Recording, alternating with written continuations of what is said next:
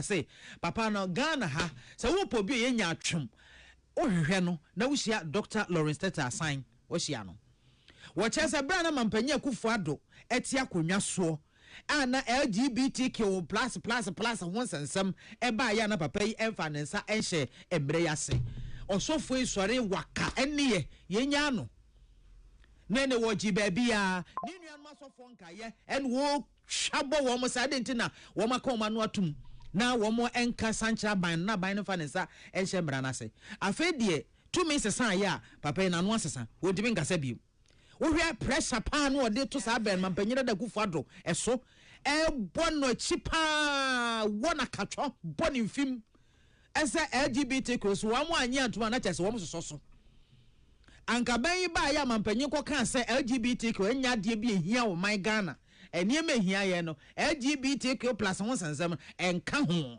no anka omo expect say Dr. Lawrence tetteh wo hwe eni bre ene ahoden a wo de kan adwene kire sa be mampanyi akufo ado no a anka wo mo hwe anim se nka obeka bia so wan moin wakana no atum koto de abusuafo me mamu nyina mo akwaba ediba Ghana nsem TV so but more this be like video na be subscribe to the channel no turn on notifications say be next time videos of this nature ba also onsa ebitima kabi na also watch the wadwen or comment section wasa say the munim ne femi Mr. President na me wasa me besom na if by chance de me ye ofen na person boan which are through number na wase no adaroma in sabeka na news today so ya nyina akoso ni beso pounds so now another day I came across a video and I'm watching on social media, and it took me barely 4 hours to watch the video over and over again.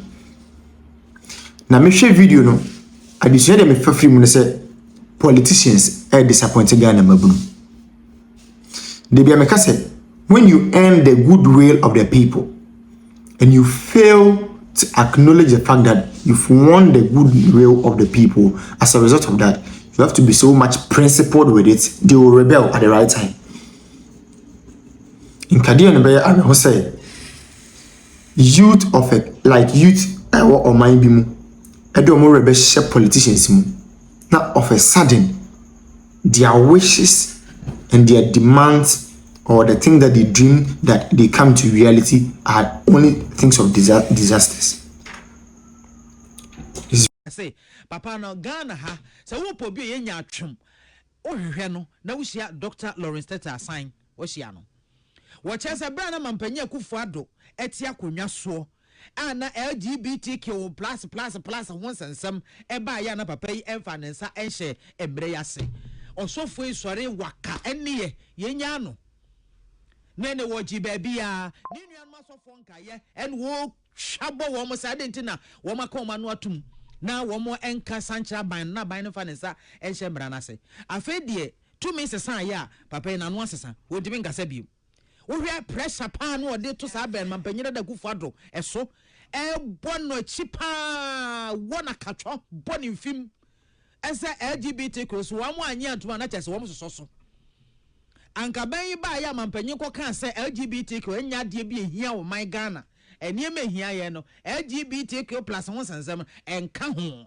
no anka omo expect say Dr. Lawrence tetteh wo hwe eni bre ene ahoden a wo de kan adwene kire sa be mampanyi akufo ado no anka omo hwe anim se nka obeka bia so wan moin wakana no atum koto de ne bodwe nyanya nche de won fa no senya ono pene sofo kan bi na but de demokrata yi e de aba e na me bomu it was say Dr. Lawrence tetteh the phone kase aba the Ghanaian publisher animu ha say ese wo pe wo bia wo yenya atwom sofo yenya atwom pa wo Ghana ha na wo hia Dr. Lawrence tetteh sign wo hu no that's all na wako social no so akon se de mu sitroli no wo mo ko fa se de ohu he me say internet awurade a yes e be use the year eno nko akra be me penny fire accountable now and then a few moments later the other day trend pass so be Sam George As one the Sam George the other day. No, Otibuka Kasai, say, by Mampenyi Mahama, Eba by Mampenyi, January 2025. By March, no more the EFN say, budget aba, na budget in mono, say, 1 more entra CST, communication service tax, no, woman chum, nada su moi, or what's it, what cabro for me? Me refi brofono.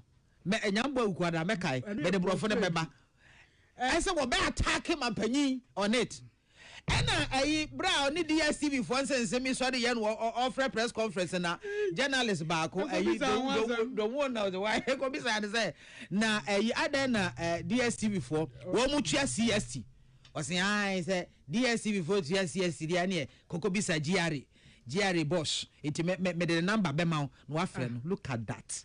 So what a response. What do I not done yira e bi ngo. Hwe nyame adom a internet wo ho ya. Ye enguye ye ntwamu yi. Ye be kaka mo sa. Oh yes. Asem ho ye mpenipa. Asem ho mpenipa. Asem ho mpenipa. Nipa na be ne wasem. Na Sam George no adwen no Bibia boko de mumisa Sam George mami mumisa Sam George say adwene no sabe bibia boko enda bibia boko bibia nsiye na asoman yentimi nkwa yanim ana de bia ekwa yanim baako ni abayachi yekwa yanim baako ni abayachi aba betena konwa so a wono ane nhyehyeye aban de a waye no wose yensa no yensa nkoye foforo sene bo benya ntwobom sane be ya obenya ntwobom me nana ye ofra bibi ntwobom obenya sika kakra tafrinti chenchena chen ya sema ye register no yensa nko ne enko register no foforo ntwobom because anya hwe no obeka se ye de app no ye de sika na eye omde omabon na ye kasa omonte no na adwuma na wo ye no aye technical work o anti technology aye say adwuma tell Sam George adwuma na wo ye no aye technical work technology aye say adwuma say technology ye adwuma ni padua ne mre ne ka na da hodo adwen ne mre but me bra you be say 2 times 2 na ba agina so afena ba 2 times 2 2 plus 1 1 ni dey calculator by technology. Productive hours.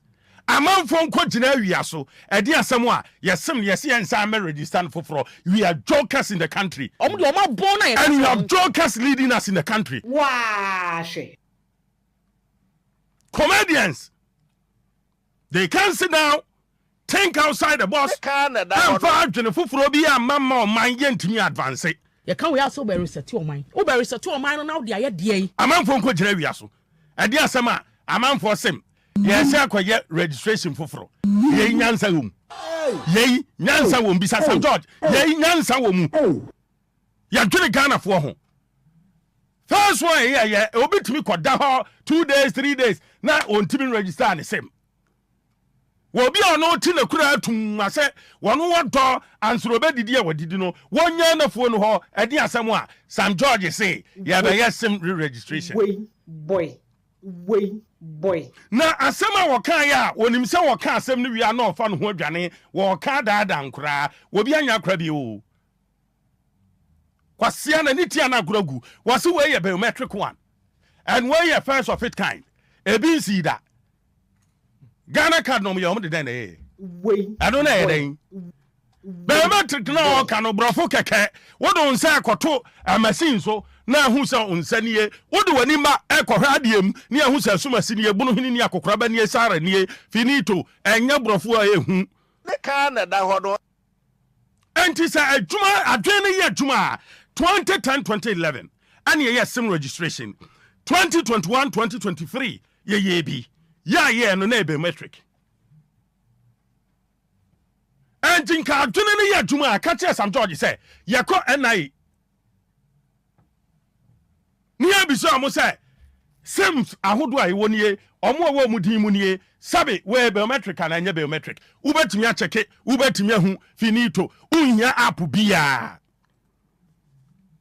ye kan we aso be reset your mind o be reset your mind now dey aye akoba when you unhia app a simple mathematics simple work wo wie kira wo se ye be ye na protect consumers how we ye catch marines no ne ka na da hodo etumpan abrotre kura sa crime no ekoso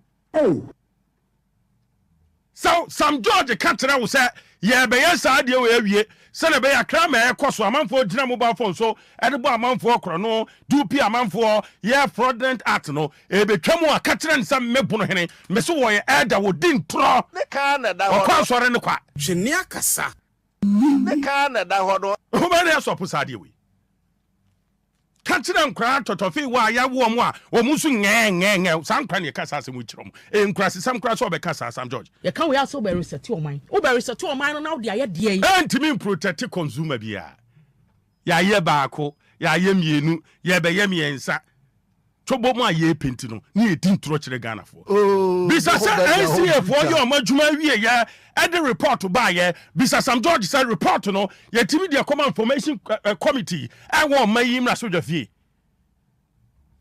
communication committee o my imra so dwafie report 2023 after registration no ye ntimi fa report no nkoye omo committee no so obi enu a wakenkan report no bi keye no ma kenkan oba abonte no de nti aye be bi ne say 2021 2023 de no ye no ye hu sinto ABCD this time ye be no ABCD common sense the whole bad the whole brutal munya nsem hunu no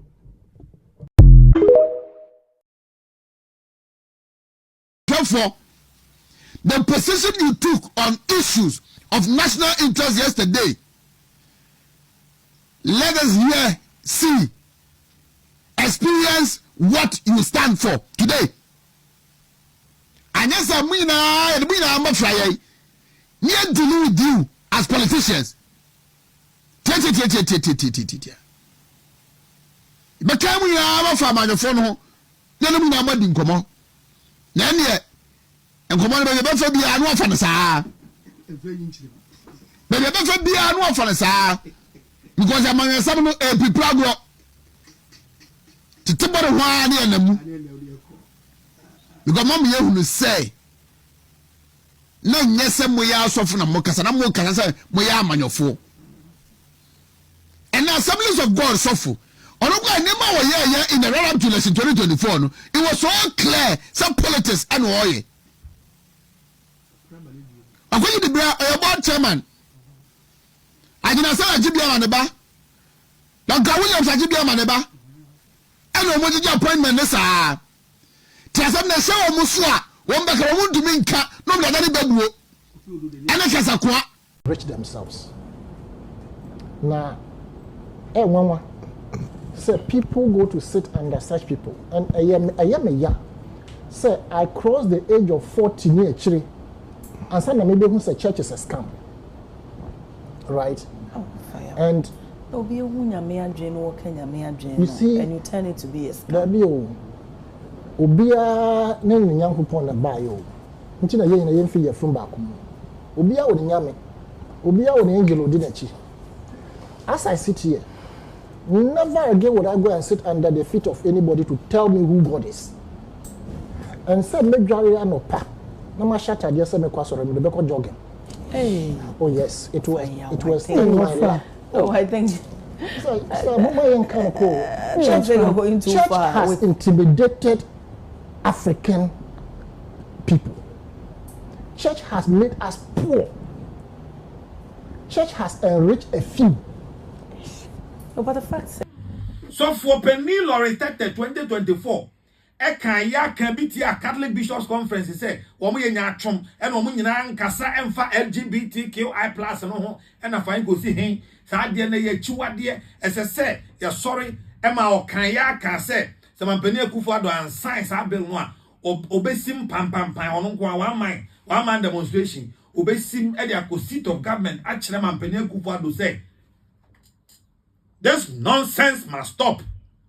Sabokai, and then there's of Rev.Lawrence that was it the yɛmfa LGBT nyawa ne sem wan kasa wo kasa asem we wie no ɛsɛ wo kɔtena se wa wo tena se na wa bisa wo ho sɛ wa bisa wo ho pa sɛ nti asem a wo kan yi wa ho nimu wa dwene mu wa disua mu onti asie mu sɛ president Akufo-Addo na tie akunwa so sɛ Ghana mampani a enka de wo kan no nura yi saa na obeka no ana de wo kan no nura no enka saa na obeka me ade ba kwa me mpekra wo me radio adwuma ama ye nyina mu ne sɛ me mpese me ka sofo bia ho asem asofo asem me mpeka kra a very uncomfortable for me me nya ade a me kakra ba sɛ wo nyame kwan na wo de ato ho no sɛ wo so ye sofo na wo beka no kra kire Ghana fo na nyame kwan todo no eda ho asofo esese muhu no kra wei na mo kan na wo de ba beye wo de be wada because